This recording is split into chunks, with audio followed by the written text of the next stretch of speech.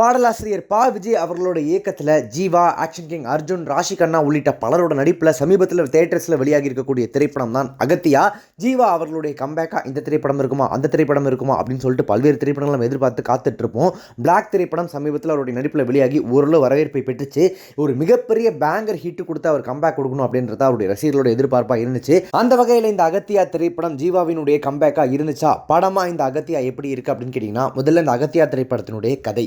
சினிமாவில் art director, அதாவது கலை இயக்குனராக விரும்பக்கூடிய படத்தினுடைய ஹீரோவான அகத்தியன், அதாவது நம்ம ஜீவா, பாண்டிச்சேரியில் தன்னுடைய முதல் பட வாய்ப்புக்காக கடனை வாங்கி ஒரு பங்களாவை ரெடி பண்ணுறாரு. அந்த பங்களாவை ரெடி பண்ணிட்டு இருக்கிறதுக்காக அந்த வேலை நடந்துட்டு இருக்கும் போதே ஒரு பியானோ அவங்கள்ட்ட கிடைக்குது.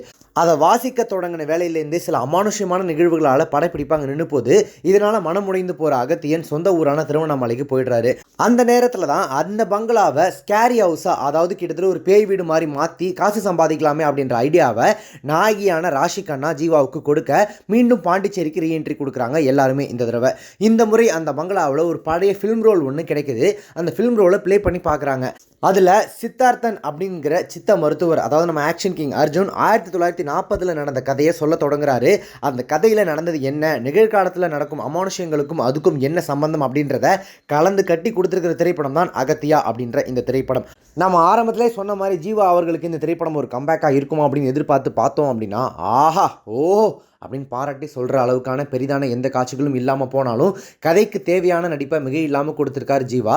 ஒரு படத்தை தான் தோளில் சுமந்து செல்லும் திறன்மிக்க நடிகரான அவருக்கு கதை தேர்வில் இன்னுமுமே கூடுதல் கவனம் தேவை அப்படின்ற வகையில் இந்த அகத்தியா திரைப்படம் கண்டிப்பாக அவருடைய கம்பேக் திரைப்படம் கிடையாது. பிரெஞ்சு நாட்டிலிருந்து பாண்டிச்சேரிக்கு வரும் சித்த மருத்துவராக அர்ஜுன் செயற்கையான கதாபாத்திரமாக அங்கங்கே ஒரு மாதிரி நமக்கு ஃபீல் ஆனாலுமே கூட தன்னுடைய கம்பீரமான நடிப்பால் அதை ரசிக்கும்படி மாற்றிடுறாரு. டெம்ப்ளேட் நாயகியாக வரக்கூடிய ராஷி கண்ணாவுக்கு டெம்ப்ளேட் நாயகியாக வரவங்க என்ன பண்ணுவாங்களோ அதை தாண்டி படத்தில் பெருசாக வேலை இல்லை. மற்றொரு நாயகியாக நடிச்சிருக்கக்கூடிய மாடில்டா தன்னுடைய கதாபாத்திரத்திற்கு நியாயம் செய்ய முயற்சி பண்ணியிருக்காங்க. வில்லனாக எட்வர்ட் சோனன்பிளிக் சர்வாதிகாரிக்கான அந்த பாடி லாங்குவேஜோட பார்க்கறதுக்கு மிரட்டுறாரு. சில இடங்களில் ரொம்பவே அதீதமாக, அதாவது ரொம்ப எக்ஸ்ட்ரீமாக தெரியக்கூடிய அந்த வில்லத்தனம் நம்மளை சோதிக்கக்கூடிய முயற்சி. வாய்ஸ் வால்யூமை குறைச்சி காமெடியையும் குறைச்சிருக்காரு ஷாரா. காமெடி அப்படின்ற பேரில் நம்மளுடைய பொறுமையாக படம் முழுக்க சோதிக்கிறாரு ரெடின் கிங்ஸ்லி. இது இந்த படத்தில் மட்டும் இல்லை, ரீசெண்டாக அவருடைய நடிப்பில் வெளியான எல்லா திரைப்படங்களுமே இதே வேலையை தான் பார்த்துட்டு இருக்காரு. இது போக ராதா ரவி, நிழல்கள் ரவி, யோகி பாபு, விடிவி கணேஷ், ரோகிணி, சார்லி என பலர் எமோஷன் காமெடி என ஆளுக்கு ஒரு தொகுதியாக பிரித்து பங்காற்றி இருக்காங்க. இதில் எமோஷன் பகுதியும் சரி, காமெடி பகுதியும் சரி, அவங்க பிரித்து வேலை பார்த்துருக்காங்களே தவிர தொகுதி வேலை ஒழுங்காக நடக்கல அப்படின்னு தான் சொல்லணும்.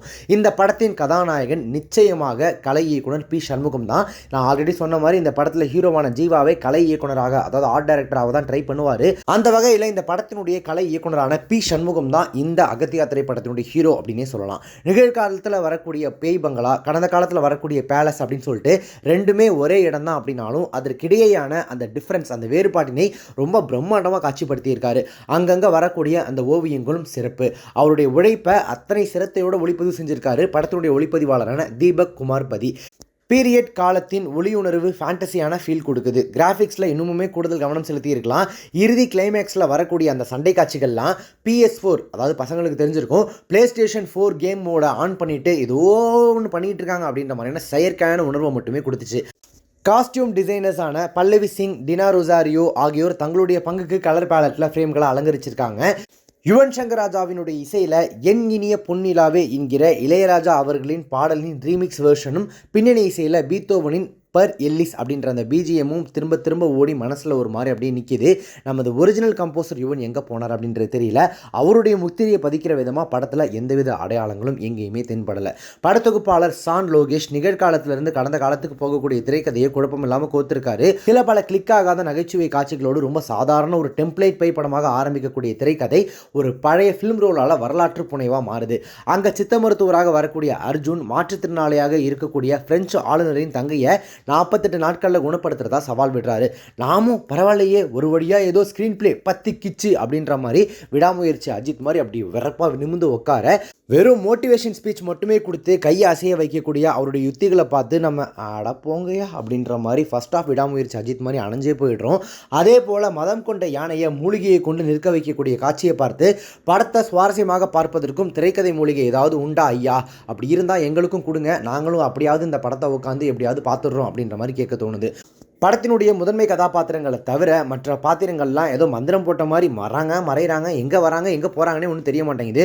உதாரணமாக ஜீவாவினுடைய நண்பர்கள் கூட்டம் வில்லனுக்கு பில்டப் வர்ணனையே போட்டு காணாமல் போகக்கூடிய நிழல்கள் ரவி ஆகியோரை சொல்லலாம். அம்மா சென்டிமெண்ட் காட்சிகள் மிகவும் மேலோட்டமாக சொல்லப்பட்ட உணர்வையே கொடுக்குது. அது எந்த இம்பாக்டையுமே கிரியேட் பண்ணலை. இது ஜீவா தனது தாயை எவ்வாறு காப்பாற்றப் போகிறார் அப்படின்ற பதற்றத்தை எங்கேயுமே கொடுக்காம இது ஜஸ்ட் ஏதோ ஒரு சீன் அப்படின்ற மாதிரி தான் கிராஸ் பண்ணி போகுது. அதே நேரத்தில் மற்றொரு கதையில் எதுக்கெடுத்தாலும் மூலிகைகளை வச்சு குணப்படுத்தக்கூடிய அந்த காட்சிகள் கிலோ கணக்கில் படம் முழுக்க தூவப்பட்டிருக்கிறதுனால அடுத்து என்ன அப்படின்றத நம்மளாலேயே எளிதாக கணிக்க முடியுது. அப்படியே நம்ம கெஸ் பண்ணாலும் நீங்கள் கெஸ் பண்ணால் நாங்கள் சும்மா விட்டுருவோமா அப்படின்னு சொல்லிட்டு அதையே கொஞ்சம் கூட யோசிக்காமல் எடுத்தும் வச்சுருக்காங்க. சித்த மருத்துவத்தை புகழ்றதுல எந்த பிரச்சனையுமே கிடையாது. ஆனால் நம்ம தகுந்த ஆதாரங்களோடு அதை சொல்கிறது தான் சிறந்தது. போகிற போக்கில் வாட்ஸ்அப்பில் படித்த சில ஃபார்வேர்டு மெசேஜ்கள் எல்லாம் அடித்து நொறுக்கிற மாதிரியான சில காட்சி அமைப்புகளோ சில வசனங்களோ பார்க்குற நமக்கு பக்குன்னு தூக்கி போடுது. அதுலேயும் கீமோதெரபியையும் ஆங்கில மருத்துவத்தையும் போட்டிக்கு அழைத்து புற்றுநோய்க்கு மருந்து இருக்குது அப்படின்னு எல்லாம் மீறதெல்லாம் இயக்குனர் பா விஜயை பார்த்து what bro, it's very wrong bro அப்படின்னு சொல்ல வைக்கிது. ஒரு காட்சியில் 7 கோள்கள், அதாவது 7 பிளானட்ஸும் ஒன்று சேரக்கூடிய நேரத்தில் பிறந்தார் ஜீவா அப்படின்னு சொல்கிறாங்க.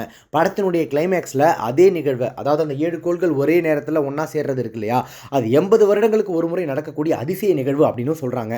இப்படி 9 கோள்கள்லையும் லக்கணம் பெற்ற ஒருவன் அப்படின்னு ஏதோ ஒரு ஃபேமஸான சார்லி காமெடியில் வர மாதிரி அதீத லாஜிக் மீறல்கள் கணக்கே இல்லாமல் படம் முழுக்க கிரிவலம் ஏறுது.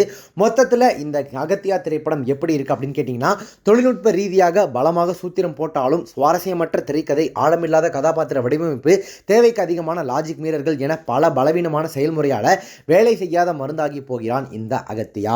தியேட்டரில் போயிட்டு இந்த படத்தை பார்க்கலாமா, ஒர்த்தா அப்படின்னு கேட்டிங்கன்னா, கொஞ்சம் வித்தியாசமான ஃபேண்டசி ஹாரர் த்ரில்லர் தான் இந்த திரைப்படம். ஆனால் ஸ்க்ரீன் பிளேயில் கொஞ்சம் கவனம் செலுத்தியிருந்தாங்கன்னா வேறு மாதிரி வந்திருக்கும். ஸ்க்ரீன் பிளேயில் ப்ராப்பராக அவங்க கவனம் செலுத்தாதனால டெக்னிக்கலாக ஓரளவு ஸ்ட்ராங்காக இருக்கக்கூடிய இந்த திரைப்படம் நீங்கள் போய் பார்க்குறீங்க அப்படின்னா ஓகேப்பா, ஏதோ வெயில் அடிக்குதுன்னு உள்ளே உட்காந்தேன், ஏசியில் தேட்டரில் பார்க்குறதுக்கு ஓகே தான் அப்படின்ற மாதிரியான ஒரு உணர்வு கொடுக்கலாம். நீங்கள் ரொம்ப ஐயோ நான் ஒரு படம் பார்க்கணும், எனக்கு தேட்டரில் எப்படியாவது மிஸ் பண்ணிடவே கூடாது அப்படின்னு போய் உட்காந்திங்கன்னா கண்டிப்பாக உங்களை புறமண்டியில் ஓங்கி ஒரு தட்டி எதுக்குள்ளே வந்த அப்படின்னு கேட்குறதுக்கு வாய்ப்புகள் நிறைய இருக்குது அப்படின்றத மனசில் வச்சுக்கோங்க. நீங்கள் இந்த அகத்தியா திரைப்படத்தை பார்த்துட்டிங்கன்னா படத்தை பற்றி உங்களுடைய ரிவ்யூ என்ன அப்படின்றத கமெண்ட்ஸில் மென்ஷன் பண்ணுங்கள். இப்போ இந்த ரிவ்யூ உங்களுக்கு ரொம்ப பிடிச்சிருந்துச்சுன்னா லைக் பண்ணுங்கள், ஷேர் பண்ணுங்கள். நம்ம சேனல் இது வரைக்கும் சப்ஸ்கிரைப் பண்ணவங்க யாராவது வீடியோ பார்த்துருக்கீங்க அப்படின்னா மறக்காம உடனே இப்போவே நம்ம சேனலுக்கு சப்ஸ்கிரைப் பண்ணிவிட்டு பக்கத்தில் நோட்டிஃபிகேஷன் பெல் பண்ணி மறக்காம டிங் நினைத்துருங்க.